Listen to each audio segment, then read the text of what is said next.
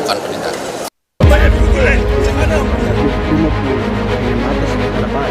Oknum Brimob Polda Maluku yang menganiaya pelajar hingga tewas di Kota Tual, Maluku ditetapkan sebagai tersangka. Usai ditetapkan tersangka, Bribda MS dipindahkan ke Ambon dan ditahan di Bitpropam Polda Maluku untuk menjalani pemeriksaan intensif. Tersangka juga akan menjalani sidang kode etik dan profesi Polri. Status terlapor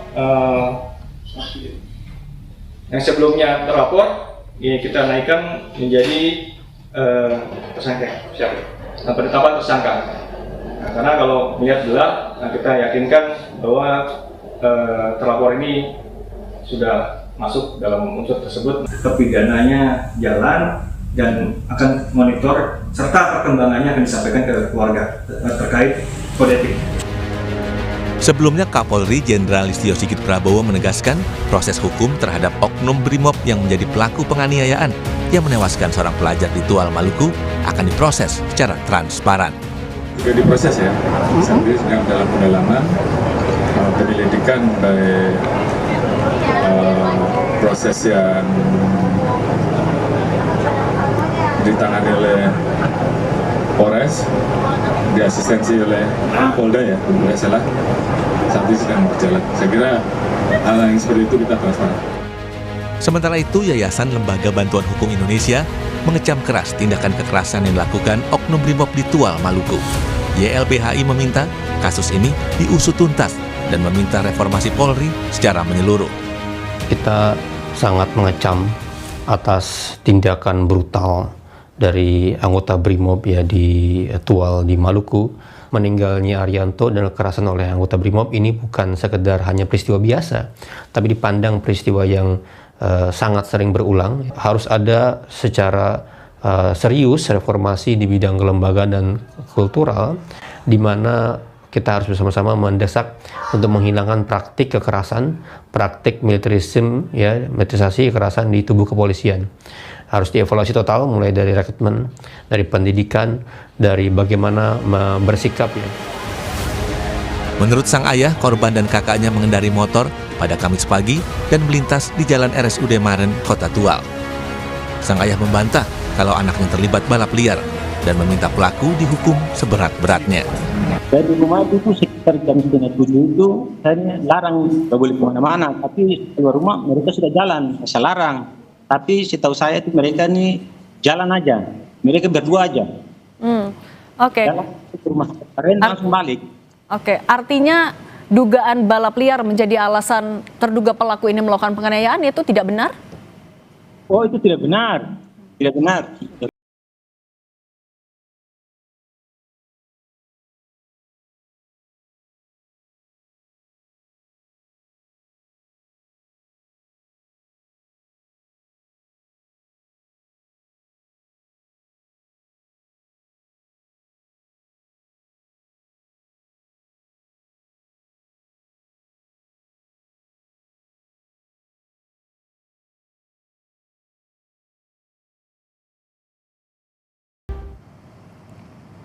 Oknum Brimob yang menganiaya seorang pelajar hingga tewas telah ditetapkan sebagai tersangka dan akan menjalani sidang etik pada Senin 23 Februari 2026 atau tepatnya hari ini.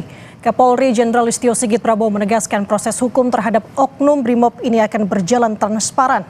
Lantas dari kasus ini, saudara, bagaimana mencegah tindakan polisi agar tidak membahayakan warga sipil? Dan apakah kasus Brimob Tual ini menjadi katalis reformasi Polri yang saat ini tengah digodok? Kita akan bahas bersama dengan sejumlah narasumber, saudara, secara daring.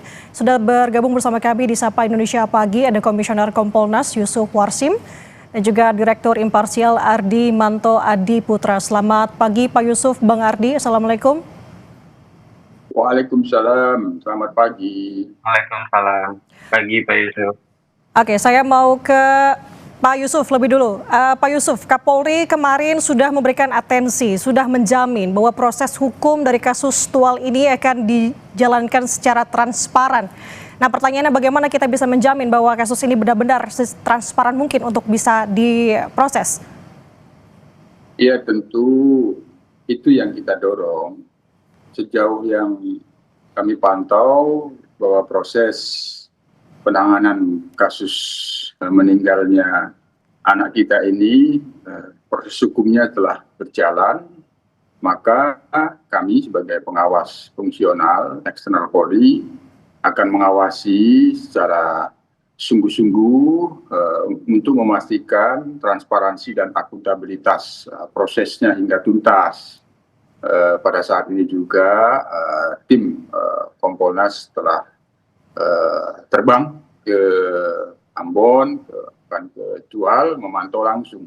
Sekali lagi, tim Kompolnas sudah kita utus akan memantau langsung di sana untuk memastikan transparansi dan akuntabilitas. Jadi itu yang kami pastikan, apa yang disampaikan oleh Pak Kapolri itu yang kita pantau agar dari pihak keluarga korban dan termasuk seluruh masyarakat Tual yang ada di sana benar-benar meyakini bahwa proses ini diawasi sehingga apabila ada keraguan-raguan akan ditutup-tutupi, Kompolnas akan menjamin bahwa semuanya harus transparan dan akuntabel. Oke, selain memang Kompolnas hadir di sana untuk bisa melakukan proses pengawasan, idealnya proses pengawasan dalam proses hukum ini agar bisa berjalan transparan, bisa memastikan bahwa korban, keluarga korban bisa mendapatkan keadilan. Pak Yusuf, seperti apa? Iya, tentu dari pihak keluarga korban sendiri harus mendapatkan pelayanan di dalam penanganan kasus ini, yang di dalam pelayanannya itu ya transparansi. Nah, proses tahap-tahapnya itu diberikan layanan kepada pihak keluarga korban, sehingga kemudian nanti proses bagaimana apabila sudah masuk dalam persidangan, tentu wilayah kewenangannya itu ada pada jaksa. Tapi dalam proses penyidikan ini, yang kita tekankan betul pelayanan kepada pihak keluarga korban. Nah, mitigasi yang perlu dilakukan dengan keluarga korban juga perlu dilakukan. Tapi yang paling penting, keterbukaan informasi selama proses berjalan itu tidak mengalami hambatan-hambatan, itu yang kita awasi. Layanan atau pelindungan terhadap keluarga korban seperti apa, Pak Yusuf? Informasi terkait dengan penanganan kasusnya itu yang harus terbuka kepada keluarga korban, sehingga mereka meyakini bahwa proses ini benar-benar akan selesai, transparan gitu. Jadi setiap proses tahapan-tahapan, termasuk nanti bagaimana proses di sidang Komisi Kode Etik, kan dari para saksi yang itu kami yakin juga pasti ada hubungan dengan keluarga juga. Jadi itu proses baik kode etik maupun proses pidananya tetap sama-sama diberikan pelayanan informasi yang terbuka kepada keluarga korban, di samping tentunya keadilan. Nah, sebagaimana yang telah disampaikan oleh Pak Kapolda, yaitu kan wujud keadilan untuk keluarga korban bahwa menggambarkan sanksi yang paling berat itu adalah PTDH. Oke. Saya mau bergeser ke Bang Ardi. Sebelum saya tanya ke Bang Ardi mengenai proses pengawasan dan penjabaran dari Pak Yusuf tadi, tapi dari sudut pandang Anda, Bang Ardi, melihat kasus kekerasan yang dilakukan oleh polisi belakangan ini, bagaimana Anda melihatnya?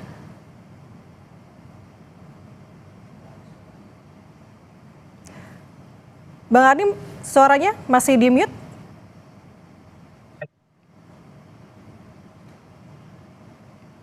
Oke, silakan.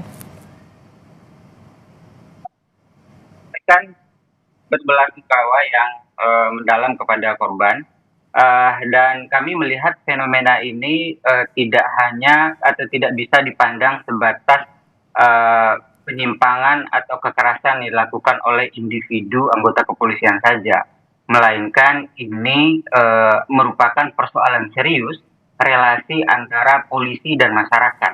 Nah, apa persoalan seriusnya? Dari kasus ini kita masih bisa mengetahui bahwa kepolisian masih dengan mudah atau cenderung dengan gampang itu melakukan kekerasan kepada masyarakat. Nah, ini persoalannya yang menjadi perlu digarisbawahi hingga hari ini gitu. Nah, kepolisian ini dalam melakukan kekerasan ataupun pelanggaran kepada masyarakat begitu ya, itu juga tidak disertai dengan sanksi ataupun hukuman yang berat, sehingga peristiwa-peristiwa semacam yang terjadi terhadap Arianto ini di Tual ini itu terus berulang dari tahun ke tahun. Tahun sebelumnya kita bisa melihat tragedi pada bulan Agustus. Pada sebelumnya kita juga mengenal tragedi Kanjuruhan. Itu adalah perilaku kekerasan kepolisian terhadap publik yang masih ditolerir secara institusi, secara internal oleh institusi kepolisian.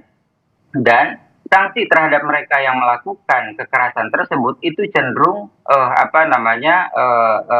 ringan dan juga tidak akuntabel, begitu ya, minim akuntabel. Nah, ini yang perlu dibenahi, saya kira, oleh institusi kepolisian. Bagaimana mengakhiri, ya, jangan sampai terjadi lagi ada Arianto berikutnya ke depannya di kemudian hari, dan praktik atau budaya kekerasan di kepolisian ini dapat diakhiri semaksimal mungkin, begitu. Oke, Bang Ardi, berarti dalam kasus ini tersangka itu dijatuhi PTDH dan saat ini diproses hukum. Apakah dari hukuman atau sanksi ini Anda sudah menilai ini merupakan sanksi berat sehingga memberikan efek jera? Pelaku mungkin iya, tetapi perlu diingat dari peristiwa aktual itu kesalahan tidak cukup hanya dibebankan kepada pelaku yang melakukan kekerasan terhadap anak ini, tetapi juga ya kepada atasannya. Kenapa juga dalam pengamanan aksi balap liar itu kepolisian perlu bahkan menurunkan satuan BRIMOB.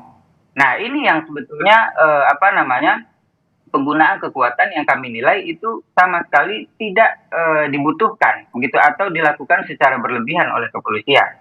Ya, dalam penanganan balap liar itu cukup misalnya satuan Sabara ataupun Binmas, begitu ya, yang disertai dengan Polantas, begitu ya, itu mungkin cukup, dan juga tidak perlu mengerahkan kekuatan yang kita kenal ya, merupakan satuan keanggotaan atau unit di kepolisian yang memiliki kemampuan yang cukup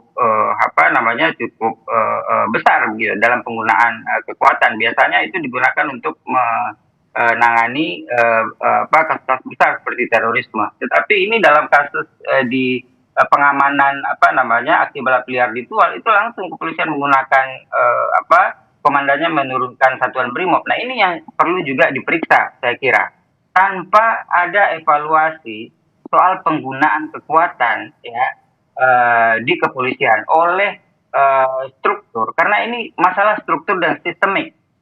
Jadi ini saya katakan bukan masalah individunya saja. Ya, individu di kepolisian masih memang cenderung melakukan kekerasan, memiliki karakter militeristik, begitu ya. Itu yang harus dibenahi, itu betul. Tetapi juga persoalan sistemiknya juga perlu dibenahi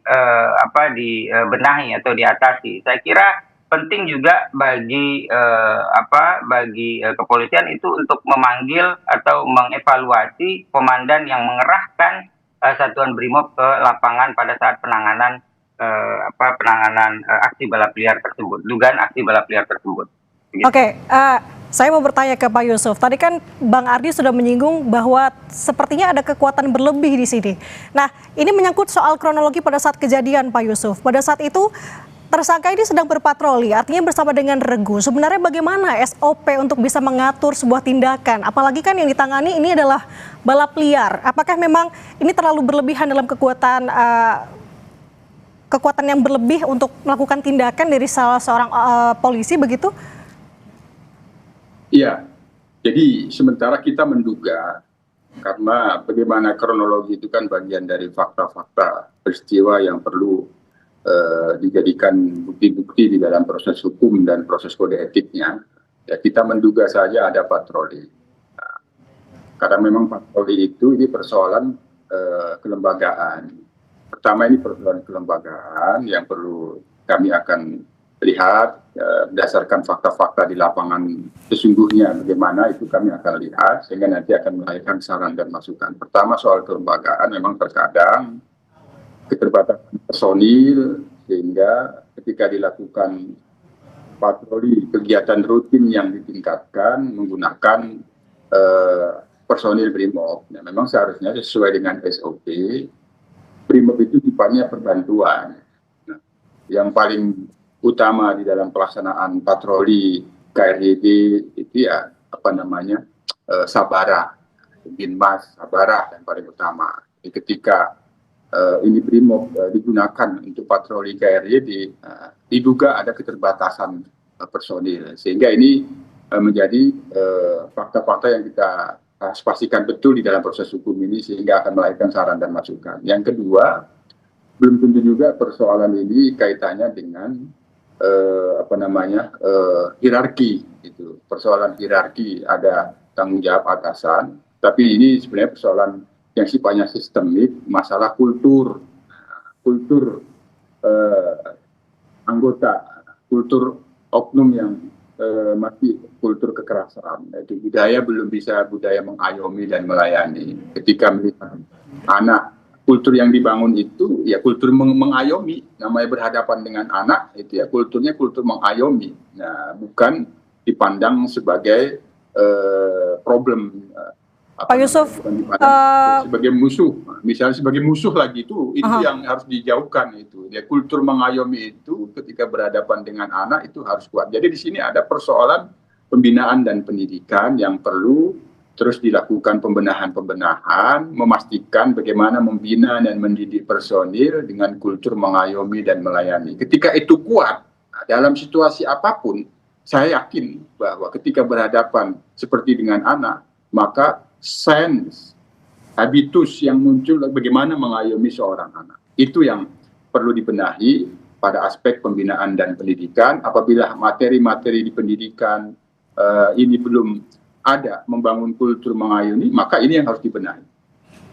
Oke, saya ingin kembali lagi mengenai proses hukum yang sedang dijalani untuk saat ini, apalagi tadi Anda menyinggung soal hierarki di sini. Artinya kalau tersangka pada saat patroli bersama dengan regu, kita tidak hanya terfokus mengenai transparansinya saja, Pak Yusuf, berarti artinya secara keseluruhan ini bisa saja dalam satu regu itu, apalagi pimpinan regu ini juga harus diperiksa terkait dengan bagaimana ia memberikan instruksi dan lain-lain sebagainya. Iya, kalau saya memang dalam beberapa kesempatan berpikirnya, karena Polri ini kan organisasi yang kita bangun sistem kepolisian terpusat, hierarkinya kuat, hierarki perintah atasannya itu kuat, namanya terpusat. Ya. Maka ketika ada setiap peristiwa, atasan itu tetap harus dimintain pertanggungjawaban. Apakah itu pertanggungjawaban administratif, tentu yang paling dekat pertanggungjawaban profesi, kode etik.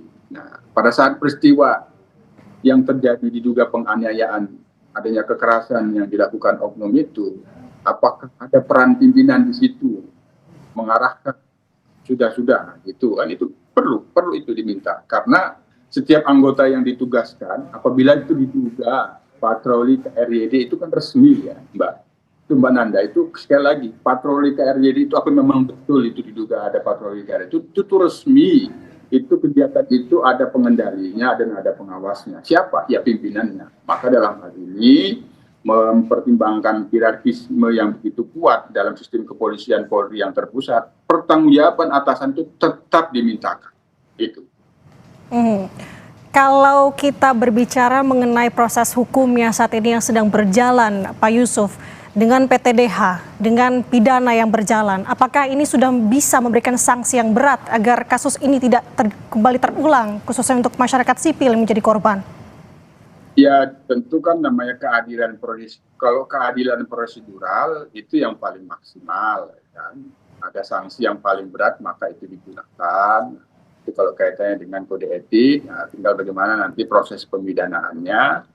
Kalau sudah selesai karena masih ada proses sidang, tentu ada kewenangan penuntutan, ada kewenangan hakim memvonis. Nah, tapi yang paling penting tadi keadilan substantifnya itu. Nah, kita mendorong agar Pak Kapolda, Kapolres aktual ya ada mitigasi kepada keluarga korban agar masalah ini tidak menjadi trauma, tidak menjadi trauma, bahwa kita perlu polisi, tapi perlu polisi yang mengayomi dan melindungi. Dengan peristiwa ini jangan sampai ada trauma membenci polisi. Jadi kita tetap perlu polisi yang mengayomi dan melindungi. Itulah yang dinamakan memberikan dan memastikan keadilan substantif. Upaya-upaya mitigasi kepada keluarga korban itu perlu dilakukan, di samping keadilan itu diberikan secara prosedural, ya, melalui pemberian sanksi yang seberat-beratnya. Oke, saya mau ke Bang Ardi. Bang Ardi, kalau untuk proses pengawasan terhadap proses hukum yang saat ini sedang berjalan, menurut sudut pandang Anda, bagaimana bisa idealnya agar semua ini dapat berjalan dengan transparan dan tentunya dapat memberikan keadilan untuk korban dan juga keluarga korban? Selain secara internal ya, itu juga sudah dilakukan dan menurut informasi hari ini itu akan ada sidang etik. Yang penting untuk dilakukan juga adalah transparansi terhadap proses pidananya. Nah, apakah ini perlu proses pidana ini juga perlu dilakukan secara transparan, akuntabel dan transparan. Apakah peristiwa tersebut seperti yang dikatakan Pak Yusuf tadi itu ada perintah, ada pengawasan, dan bagaimana instruksi yang dilakukan oleh komandan atau pemimpin operasi ya pada saat itu harus dibuka secara transparan, akuntabel begitu ya, agar semua pihak yang seharusnya itu bertanggung jawab dalam peristiwa ini itu ikut dimintai pertanggungjawabannya gitu, ikut bertanggung jawab terhadap peristiwa ini, karena bagaimanapun juga sudah ada korban jiwa, satu orang anak ya, usia anak, dan juga satu lagi itu kondisi luka-luka. Nah, publik juga perlu memantau begitu ya terhadap proses ini. Jangan sampai seperti yang sudah-sudah, karena yang sudah-sudah itu adalah bisa jadi hari ini PTDH, kemudian beberapa saat kemudian ya tidak lama itu kembali lagi bertugas seperti sedia kala begitu ya. Ini yang mencederai perasaan publik, yang mencederai rasa keadilan publik begitu ya. Mereka yang sudah melakukan pelanggaran kekerasan terhadap masyarakat atau terlibat dalam satu kejahatan ya, oknum anggota polisi itu di awalnya memang menerima sanksi atau hukuman, tetapi kemudian secara sembunyi-sembunyi lah katakan begitu, itu kembali lagi bertugas dan bahkan mendapatkan promosi ya oleh institusi kepolisian, oleh kesatuannya begitu, sehingga ketika diketahui oleh publik ini kemudian tentu publik menjadi apatis begitu dengan proses yang sudah dilakukan sebelumnya, apatis terhadap proses penegakan hukum internal di kepolisian, apatis terhadap rasa keadilan atau pencarian keadilan di mana masyarakat menjadi korban dan pelakunya adalah anggota kepolisian itu sendiri begitu. Oke, kalau dari Anda sendiri melihat tindakan proporsional seperti apa yang seharusnya dilakukan, apalagi Bang Ardi saat ini kan tengah digodok untuk reformasi Polri. Berkenaan terkait dengan hal tersebut, apa yang kiranya menjadi poin-poin penting agar kasus ini tidak kembali terulang mengenai tanda kutip kekerasan yang dilakukan oleh polisi? Selain dari persoalan budaya, culture set ya di anggota kepolisian kita yang masih cenderung melakukan kekerasan, masih dekat dengan budaya militeristik ya, itu juga secara sistemik tadi saya katakan, penggunaan kekuatan di kepolisian ini harus dilakukan secara terukur ya, satuan-satuan kekuatan, alat-alat yang digunakan ya. Ya kita tahu helmnya Brimob itu beda dengan helmnya Sabara begitu. Ketika dipukul ke kepala orang, anak kecil ya, itu akibatnya tentu akan berbeda begitu. Penggunaan kekuatan seperti dalam peristiwa-peristiwa sebelumnya, evaluasi terhadap penggunaan gas air mata misalnya ya, yang itu diprotes secara cukup masif belakangan ini, itu harus dievaluasi. Jadi seluruh penggunaan kekuatan kepolisian itu harus dievaluasi dan dilakukan secara betul-betul terukur begitu. Karena kepolisian ini satu-satunya institusi atau lembaga yang dibenarkan melakukan kekerasan, selainnya nggak ada gitu. Jadi kekerasan yang kita serahkan untuk dibolehkan dilakukan oleh kepolisian itu harus dilakukan secara akuntabel. Itu harus dilakukan secara ketat, tidak boleh sembarangan, tidak boleh semena-mena begitu. Karena akibatnya bisa jadi sangat fatal begitu ya. Selain kejadian di Tual kemarin, tapi sebelumnya begitu ya, kita selalu menyaksikan begitu ya peristiwa atau permasalahan penggunaan kekuatan yang berlebih atau excessive use of force itu oleh anggota kepolisian. Tragedi Kanjuruhan, tragedi peristiwa penanganan demonstrasi Agustus September begitu. Itu sudah cukup banyak kasus yang kita jadikan alasan untuk mengevaluasi hal ini begitu, untuk mengevaluasi penggunaan kekuatan oleh anggota kepolisian ini gitu, dan itu harus tertuang dalam satu tunjuk SOP yang jelas, sehingga anak buah juga di lapangan, kepolisian yang ada di lapangan itu juga bisa dengan mudah memahami kapan mereka harus menggunakan kekuatan atau tidak gitu. Karena persoalannya selama ini aturannya tidak jelas, anggota di lapangan juga ragu-ragu menanggapi eskalasi yang terjadi di lapangan. Nah, ini akibatnya begitu, sehingga kekerasan dalam skala yang kecil ditoleransi dan akhirnya terus-menerus terjadi menjadi budaya, dan itu tidak terkontrol dan akhirnya jatuhlah korban seperti yang terjadi di berbagai daerah begitu ya. Oke, Pak Yusuf, upaya Polri apa saja yang harus dilakukan untuk menghindari agar tidak menggunakan kekuasaan ataupun kekuatan yang berlebih seperti tadi yang disinggung oleh Bang Ardi, sekaligus menjadi evaluasi untuk saat ini di tengah reformasi Polri, evaluasi seperti apa secara keseluruhan agar Polri ini benar-benar bebenah, Pak Yusuf? Ya, sesuai dengan aspirasi publik yang sudah kami rekam betul dan itu sudah masuk di Komisi Percepatan Reformasi Polri. Ini adalah aspek reformasi kultur yang salah satunya adalah mereformasi budaya kekerasan. Maka langkah mendasar yang kita dorong dilakukan perubahan itu adalah perubahan paradigma.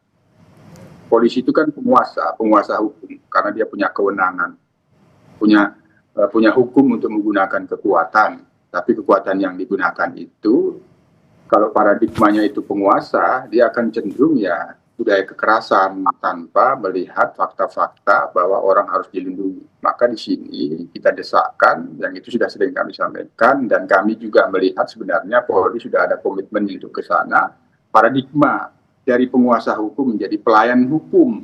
Nah itu paradigma itu yang harus dibangun menjadi pelayan hukum, sehingga dia mengayomi dan melayani, diberikan kewenangan menggunakan kekuatan itu digunakan pertama untuk melindungi dirinya dari ancaman, melindungi dari manusia, melindungi masyarakat, melindungi harta benda dari seluruh ancaman yang akan memberangusnya, bukan digunakan dengan menyalahgunakan kekuatan. Maka ketika paradigma pelayanan hukum ini yang dibangun, itu akan terus berhadapan dengan anak, dia akan langsung mindsetnya muncul, culture setnya muncul bahwa ini yang harus dilindungi dan ini harus diayomi karena anak adalah bagian dari salah satu kelompok rentan, misalnya seperti itu. Tapi sekali lagi bahwa paradigma pelayanan hukum itu yang harus kuat di dalam proses pembinaan dan pendidikan. Ini bagian dari agenda reformasi kultur yang kita desakkan, dan itu kami sudah rekam dan catat bahwa itu merupakan aspirasi publik yang juga ada di Komisi Percepatan Reformasi. Itu Mbak Nanda. Oke, saya tangkap. Saya suka tadi saya garis bawahi mengubah stigma penguasa hukum menjadi pelayan hukum. Saya sudah tangkap poin-poin yang disampaikan oleh Bang Ardi dan juga Pak Yusuf. Semoga harapannya ke depan kasus seperti ini tidak kembali terulang. Ini menjadi bebenah besar-besaran untuk Polri juga khususnya. Terima kasih atas waktu dan juga kesempatannya bersama dengan kami di Sapa Indonesia Pagi. Direktur Imparsial Ardi Manto dan juga Komisioner Kompolnas Bapak Yusuf. Terima kasih atas waktunya. Sehat selalu. Assalamualaikum. Salam sehat Mas Ardi, terima kasih.